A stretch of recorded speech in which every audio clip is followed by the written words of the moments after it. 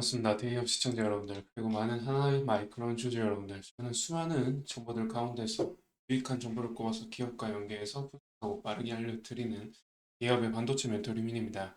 저희는 그날그날 최신 정보들을 하나하나 분석해서 알려드리기 때문에 좋은 소식만 전할 수도 있고 안 좋은 소식만 전할 수도 있다는 점 이해해 주시길 바라면서 시작해 볼 건데요.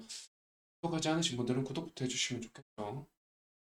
하나마이크론의 이 유상증자의 늪에 빠져가지고 지금 유증 결정된 지 9일차인데 반등의 여지가 거의 없어 보이죠.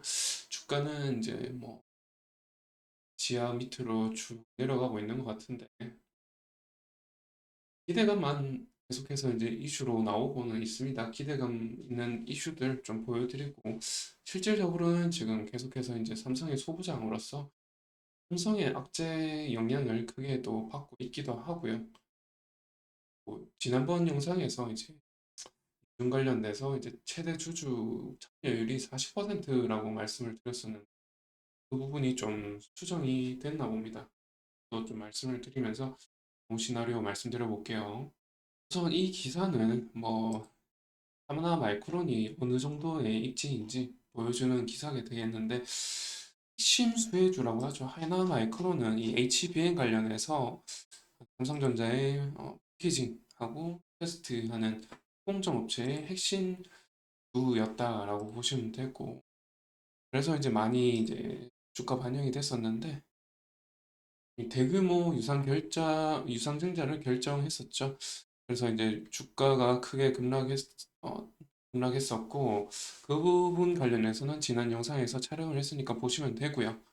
간단하게 말씀을 드리면 유상증자가 무조건 나쁜 건 아니죠. 유상증자를 통해서 뭐 시설 투자 700억 원 정도 하고 채무 상환을 250억 원 한다고 하고요. 운영 자금에 또 188억 이렇게 사용을 한다고 하는데 실질적으로 이제 주주한테 득이 될 만한 소식은 시설 투자밖에 없네요. 이 주주들에게 돈을 받아서 채무 상환을 하고 운영 자금을 쓴다는 게 저는 납득이 안 됐었는데 여하튼 이제 700억 원 정도의 캐파 증설을 위해서 투자한다는 거는 캐펙스 증가니까 훗날에 어떤 수익성을 도모하는 비용이라서 이제 좋게 볼 수가 있겠죠. 그랬는데 지금 그때 당시만 해도 9일 전, 10일 전, 9일 전 당시만 해도 제가 이제 말씀드리기를 최대 주주가 몇 퍼센트 참여하냐라는 이제 기사가 있었습니다. 그때 보여드린 기사에서는 40% 참여를 한다고 했었어요. 근데 아니게 됐습니다. 지금은 좀 바뀌어가지고 청약 참여율이 10%에 불과하다고 하네요. 그래서 책임 경영을 보여주려면은 최소 35% 이상 보여줘야 되지 않았나 이렇게 생각이 드는데 10%밖에 되지를 않아서 지금 분봉을 크게 그리면서 내려가는 것 같습니다. 속상하네요, 속상해.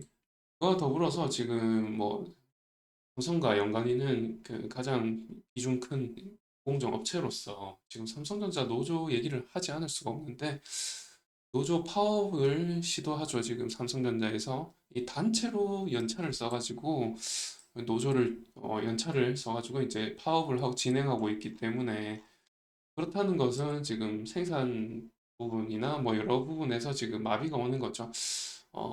DS 그러니까 삼성전자의 DS 부분이 반도체 부분인데 반도체 부분이 지금 작년에 당기순이익 적자가 나면서 추가 이익에 따른 성과급 0% 결정이 나면서 그에 따라서 영업이익 기준으로 해달라 이렇게 이제 파업을 하는 건데 SK 하이닉스는 이제 전례가 있습니다. SK 하이닉스에서는 영업이익 기준으로 23년을 지급을 했기 때문에 그에 따른 삼성전자 직원들도 이제 또 동일하게 해달라 이런 건데 사실 많이들 아시겠죠? 삼성전자가 얼마나 어려운지 아실 거라고 생각하고 그런 부분이 반영이 되면서 삼성전자 지금 4일 연속으로 외국인이 1조 7천억 원을 순매도를 했습니다. 그에 따라서 우리 하나 마이크론도 만만치 않게 이제 빠지고 있죠. 얼마나 빠졌는지 한번 볼까요?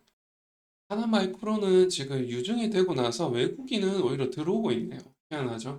외국인은 들어오고 있고 지금 이 기관이랑 개인이 다 이렇게 순매도를 했네요. 그래서 외국인은 이상하게 들어오고 있어서 조금 이상한데, 여하튼 뭐 전체적으로는 순매도가 더 이제 세력이 크니까 아무래도 이렇게 음봉을 그리면서 하락하고 있는 움직임을 보이겠죠.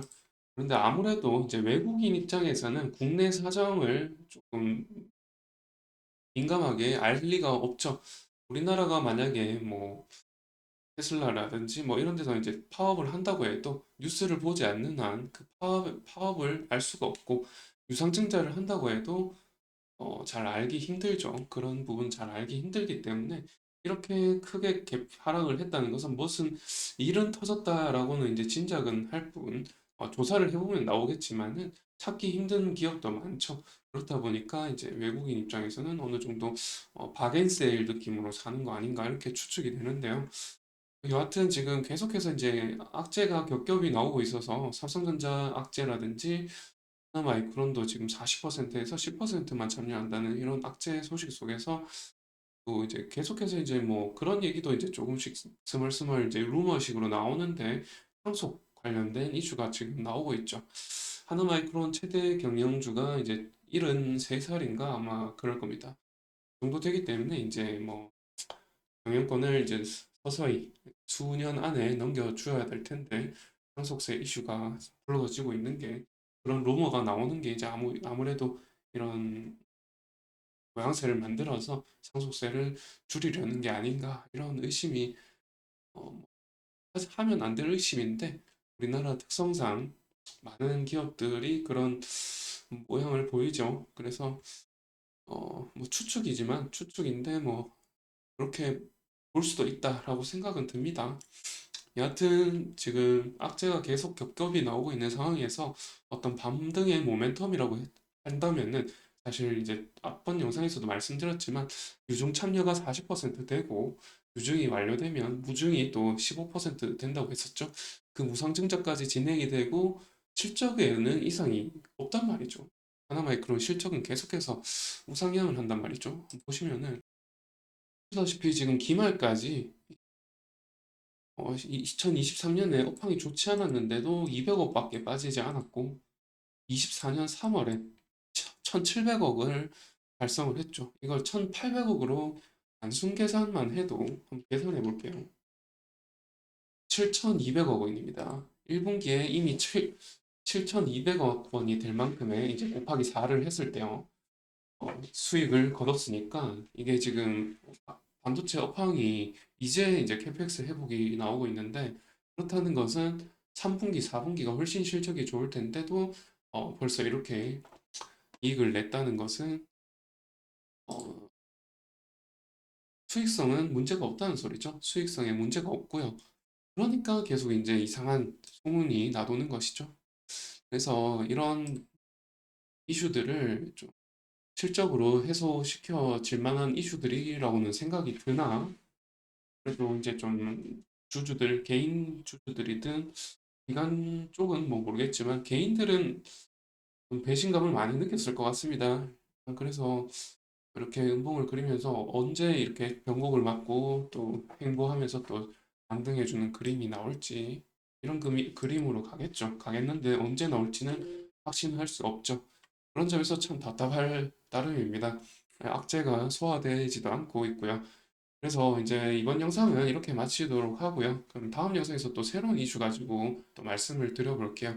알맹이 없었는데 그래도 어느 정도 유상증자 관련된 신규 소식이라든지 악재 계속해서 나오고 있다라는 이런 부분들을 어느 정도 이제 정보를 알고 있는 상황과 모르고 있는 상황은 또 다르기 때문에 충분히 이제 정보를 전달해 드렸으니까 이제 종합하셔가지고 이제 투자 계획 세우시면 되겠죠. 영상을 마치도록 하고요. 영상이 좋으셨다면 좋아요와 구독 부탁드리면서 마치겠습니다. 감사합니다.